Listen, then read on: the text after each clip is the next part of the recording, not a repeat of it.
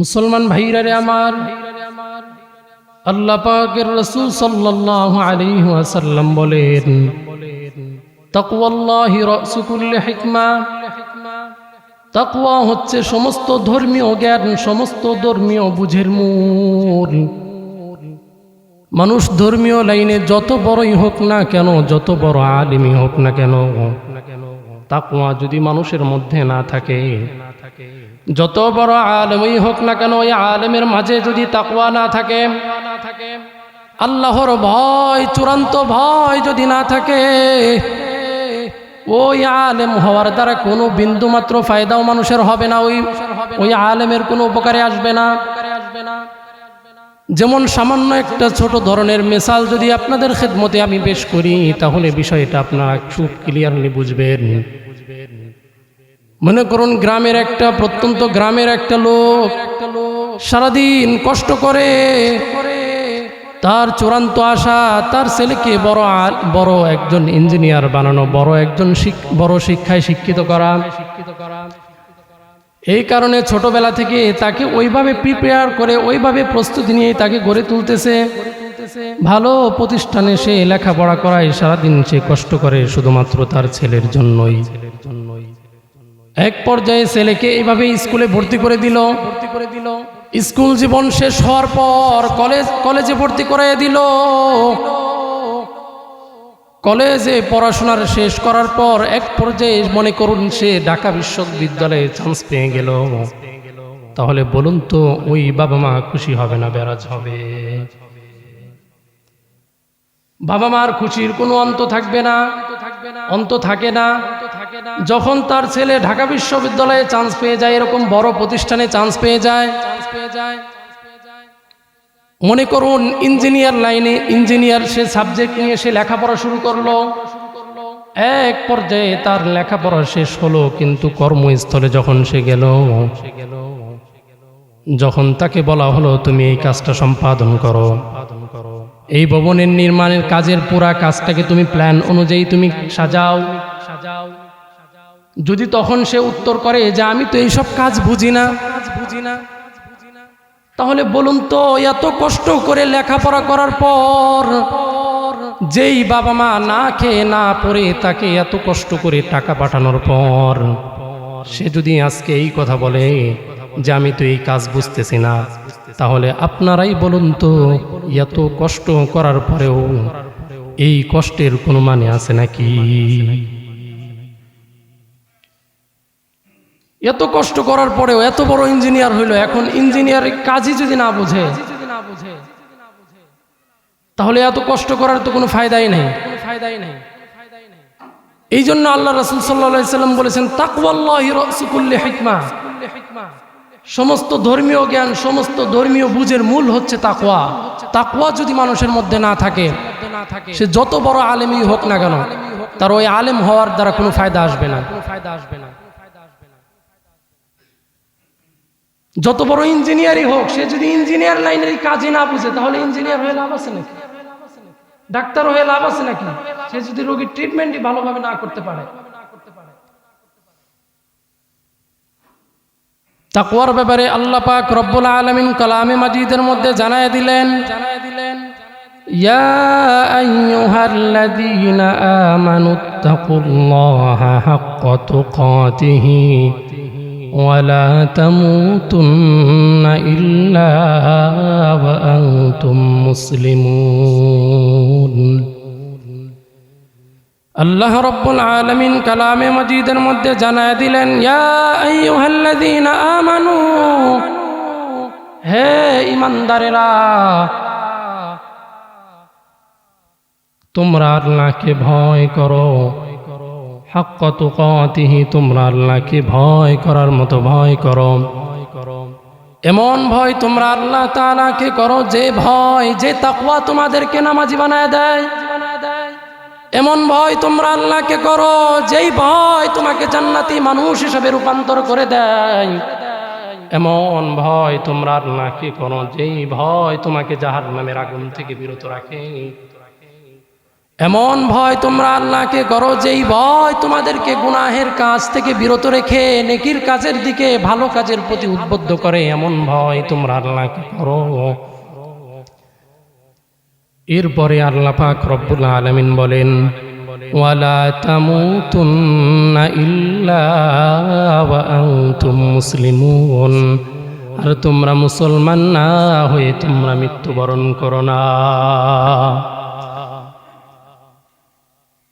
আল্লাহ রব্বুল আলামিন বললেন তোমরা মুসলমান না হয়ে মৃত্যুবরণ করো না। এর আগে আল্লাহ পাক রব্বুল আলামিন বললেন, হে ইমানদারেরা তোমরা আমাকে ভয় করো, ভয় করার মতো ভয় করো। এর আগে আল্লাহ পাক রব্বুল আলামিন বললেন, হে ইমানদারেরা তোমরা মুত্তাকি হও, পরহেজগার হও, খুদাবিরু হও। এই কথাগুলোর আলোকে এই জিনিসটাই আমাদের বুঝে আসলো যে আল্লাহ পাক রব্বুল আলামিন আমাদের সকল মানুষকে মুসলমান হয়ে মৃত্যুবরণ করতে বলেছেন।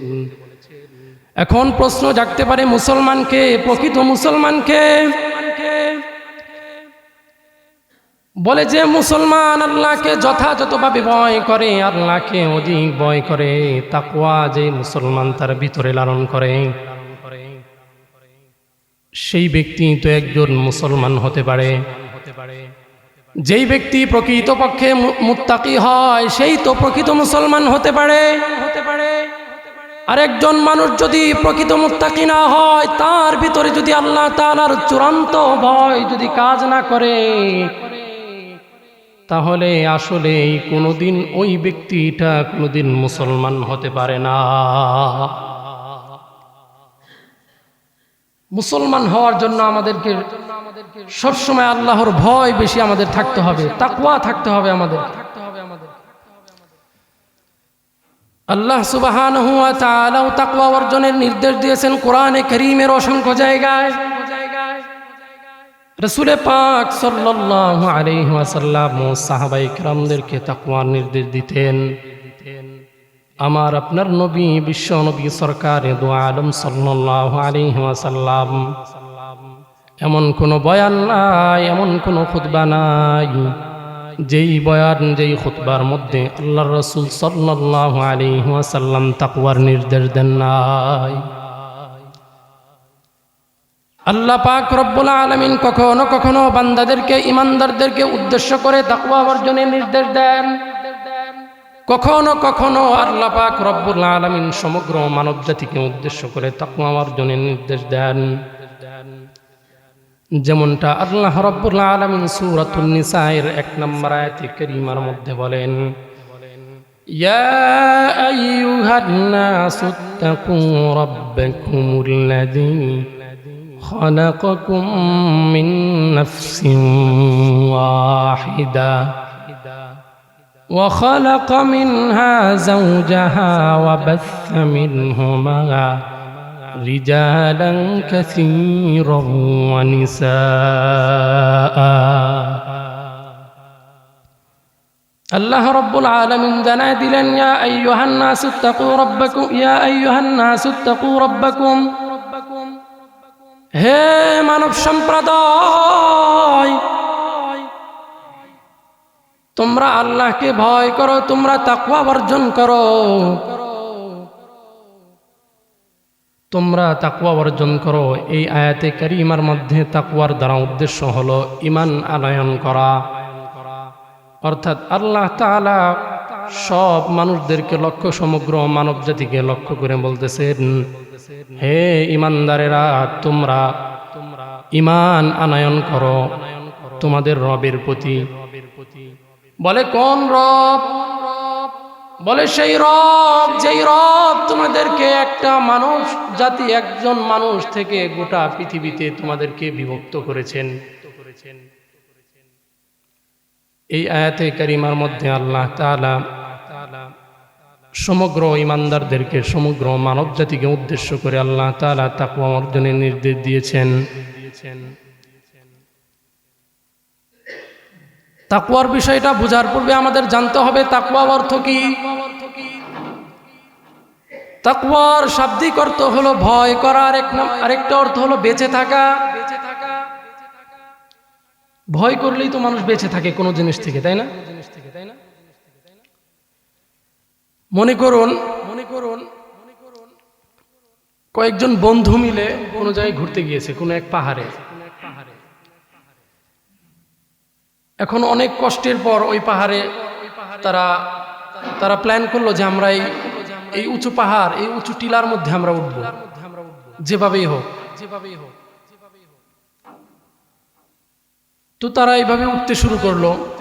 তো অনেক কষ্টের পর এক পর্যায়ে গিয়ে তারা বিশাল পাহাড়ের উপরে মনে করেন যে উঠলো। এখন আপনারা বলেন তো এত উঁচু পাহাড়ের উপরে উঠেও তারা কিভাবে স্থির থাকতেছে? ওই যে তাদের ভয় যে আমরা এই নিচে পড়ে যাব, এই যে একটা ভয়, এই ভয়টাই তাদেরকে বাঁচায় রাখতেছে পড়া থেকে। এটাই হলো তাকওয়ার অর্থ, ভয় করা, বেঁচে থাকা। ভয় করলেই মানুষ কোনো জিনিস থেকে বেঁচে থাকবে। এত উপরে উঠেও মানুষ পড়লো না, কেন পড়লো না? ওই যে ভয়টাই তাকে বিরত রাখছে পড়া থেকে। এটাই মূলত তাকওয়া। অর্থাৎ আল্লাহ পাক রব্বুল আলামিনকে ভয় করা, ভয় করে তার অসন্তুষ্ট, যেই কাজ করলে আল্লাহ তাআলা অসন্তুষ্টি হন, নারাজ হন, আল্লাহ তাআলার আযাবের ভয় করে সেই কাজ থেকে বিরত থাকা।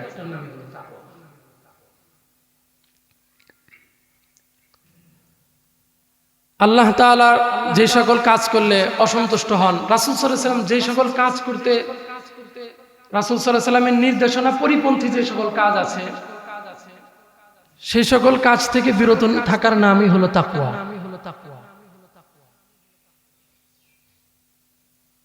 আর এই তাকওয়া যদি একজন মানুষের মধ্যে এসে যায়, এই তাকওয়া যদি একজন মানুষের মাঝে পরিপূর্ণভাবে এসে যায়, আল্লাহর ভয় যদি মানুষের মাঝে এসে যায়, ওই মানুষ কি কোনোদিন খারাপ কাজ করতে পারে? অন্যের সম্পদ মেরে খেতে পারে? মানুষের উপর জুলুম নির্যাতন করতে পারে? এগুলো করে কেন? ওই যে তার মধ্যে তাকওয়া নাই, আল্লাহর ভয় নাই। কেউ যদি তাকওয়া অবলম্বন করে, আল্লাহর ভয় যদি তার মধ্যে চূড়ান্তভাবে এসে যায়, সব গুনাহ থেকে সে বিরত থাকে, সে 5 ওয়াক্ত নামাজ পড়বে, আল্লাহ তাআলার সব বিধিবিধান সে সঠিকভাবে আঞ্জাম দিবে।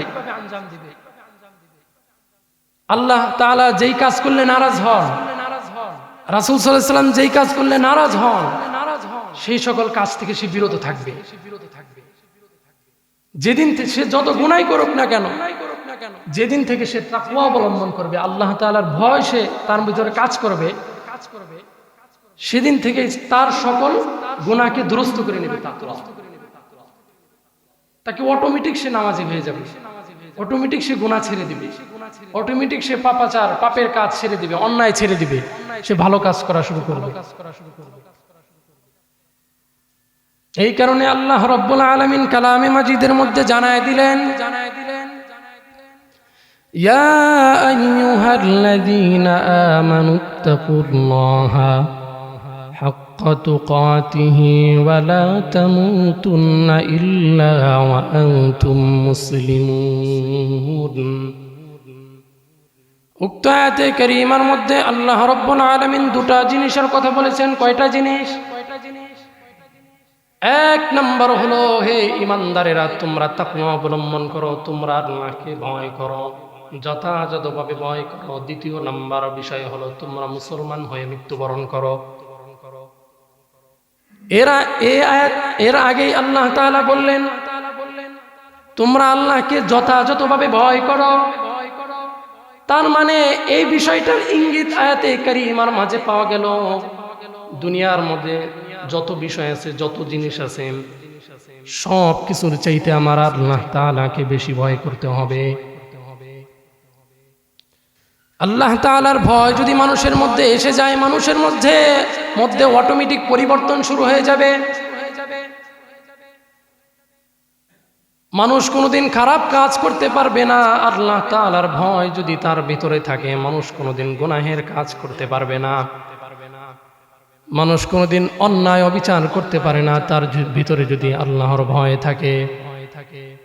তাকওয়া যেই ব্যক্তির মাঝে এসে যায় ওই ব্যক্তিকে আল্লাহ তাআলা একটা জান্নাতি মানুষ হিসাবে কবুল করে নেন।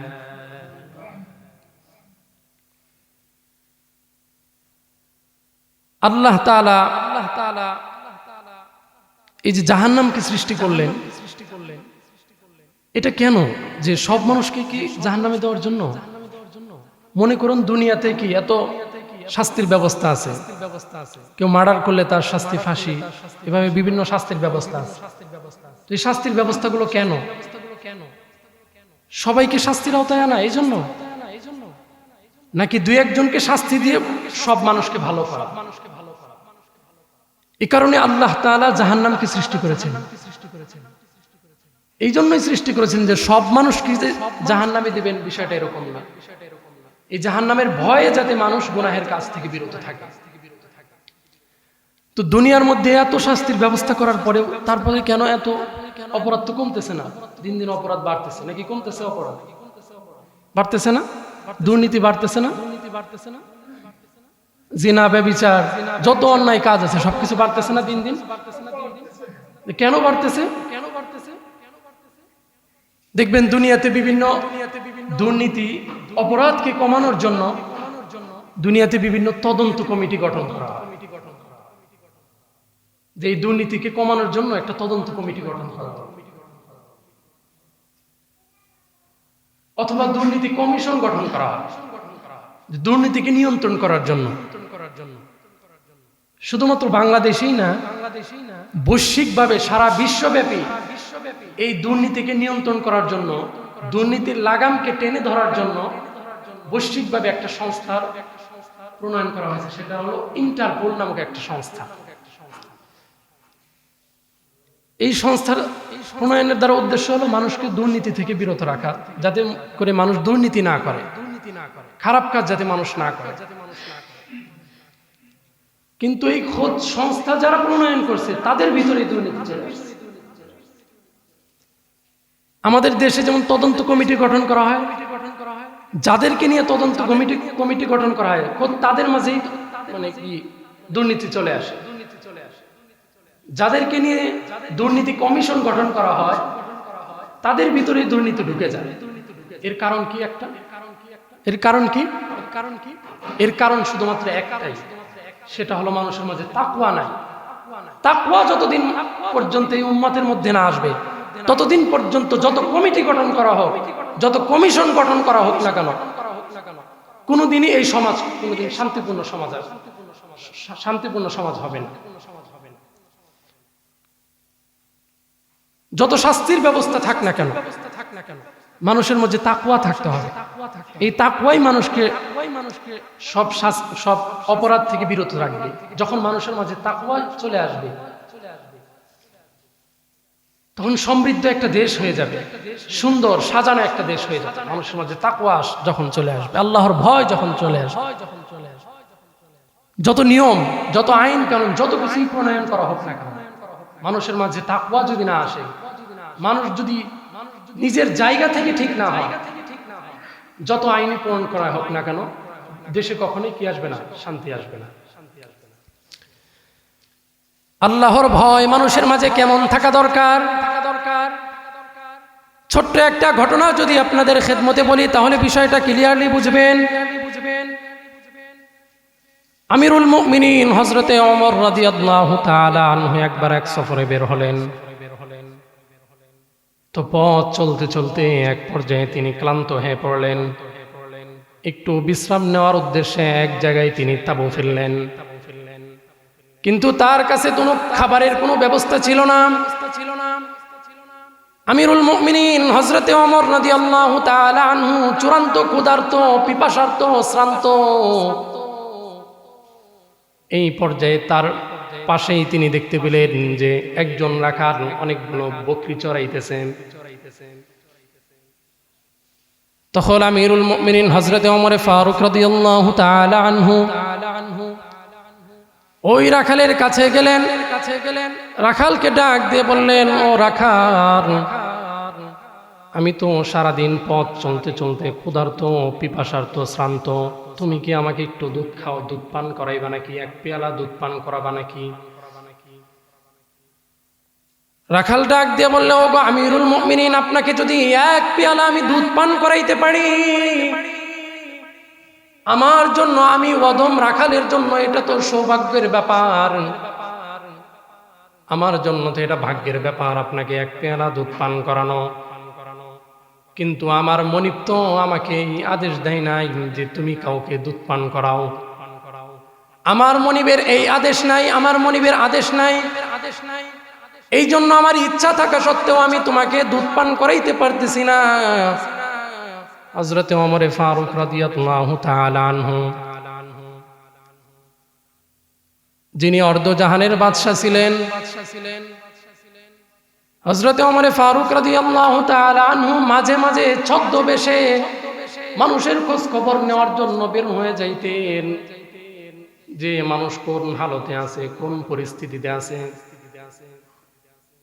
আর বর্তমান আমাদের সমাজের মনে করেন মেম্বার চেয়ারম্যান, তারা নির্বাচিত হওয়ার আগে বহু প্রতিশ্রুতি দেয় যে আমি যদি নির্বাচিত হতে পারি অত্র এলাকায় একটা রাস্তাও কাঁচা থাকবে না, এলাকার উন্নয়ন হবে, এলাকার এই প্রতিষ্ঠান হবে, ওই প্রতিষ্ঠান হবে। কিন্তু নির্বাচিত হওয়ার পরে তাদেরকে আর খুঁজে পাওয়া যায় না। কিন্তু আমিরুল মুমিনিন অর্ধজাহানের বাদশা হওয়া সত্ত্বেও তিনি ঘুরে ঘুরে মানুষের খোঁজ খবর নিতেন। তো এক পর্যায়ে ওই রাখালকে বললেন, তুমি যেহেতু আমাকে বকরি এক পেয়ালা দুধ দিতে যাচ্ছ না, তাহলে আমি তোমাকে একটা অফার করি, আমি তোমাকে কিছু টাকা দেই, আর তুমি আমাকে ওই বকরিটা দিয়ে দাও। এর মাধ্যমে তোমারও ফায়দা হলো, আমারও ফায়দা হলো, তুমিও কিছু টাকা পয়সার মালিক হইলা, আর আমিও একটা বকরির মালিক হইলাম। আমি যখন পিপাসার্ত হব, ক্লান্ত হব, আমি দুধ পান করে আমার ক্লান্তকে নিবারণ করব, পিপাসাকে নিবারণ করব। তখন ওই রাখালের চেহারা বিবর্ণ হয়ে গেল। রাখাল চিৎকার দিয়ে বলল, ইয়া হাযা ফাইনাল্লাহ, হে আল্লাহর বান্দা, তাহলে আল্লাহ কোথায়? দুনিয়ার কোনো মানুষ যদি না দেখে, দুনিয়ার সব মানুষের চোখকে ফাঁকি দেওয়া সম্ভব, সব মানুষের সাথে প্রতারণা করা সম্ভব, সব মানুষের অগোচরে যদি একটা কাজ করা হয় সেটা কেউ দেখবে না। কিন্তু আমার আল্লাহকে ফাঁকি দেওয়া, আমার আল্লাহর সাথে প্রতারণা করা আমি রাখালের পক্ষে কখনোই সম্ভব না।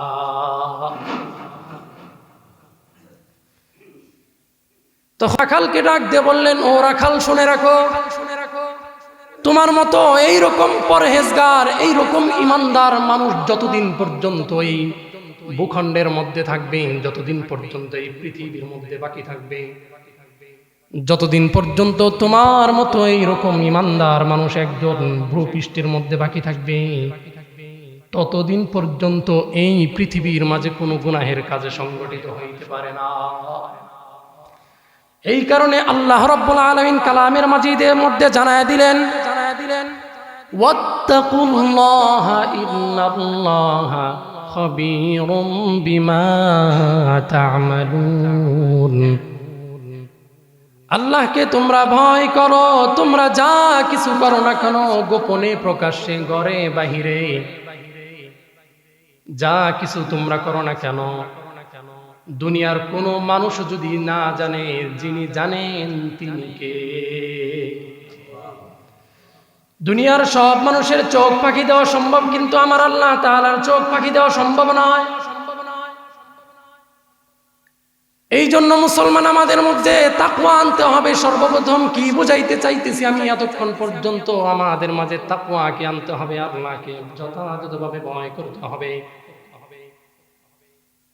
গুনাহের উপকরণ হয় এমন রাস্তা আমাদের অবলম্বন করা যাবে না। গুনাহ করা তো দূরের কথা। আজকের যুব সমাজ গুনাহের মাঝে কেন ইনভলভ হয়? ছোট সময় তো সে ভালোই থাকে, কিন্তু বড় হইলে কেন সে খারাপ হয়? ওই যে গুনাহের উপকরণ, সে তার খারাপ সাথীদের সাথে উঠা বসা করছে, এই জন্য তো কবি সুন্দর করে বলেন, সোহবতে সালেহ তোরা সালেহ কুনাদ, সোহবতে সালেহ তোরা সালেহ কুনাদ, সোহবতে সালেহ তোরা সালেহ কুনাদ। ভালো মানুষের সাথে মানুষ যদি ওঠা বসা করে তাহলে ভালো মানুষ হিসাবে পরিণত হয়, ভালো মানুষে রূপান্তরিত হয়। নামাজি ব্যক্তির সাথে যদি কেউ উঠা বসা করে নামাজি হয়, আর যদি চোরের সাথে উঠা বসা করে তাহলে চোর হয়, ঠিক কিনা? ডাকাতের সাথে যদি উঠা বসা করে তাহলে ডাকাত হয়, ঠিক কিনা? এই জন্য আমাদের ভালো মানুষের সাথে উঠা বসা করতে হবে, যাতে করে তার সাথে উঠা বসার মাধ্যমে তার গুণগুলো আমার মাঝে চলে আসে। আর খারাপ মানুষের সাথে যদি আমরা উঠা বসা করি তাহলে তো অজান্তেই তার গুণগুলো আমাদের মাঝে চলে আসবে, আমরা বুঝতেও পারবো না।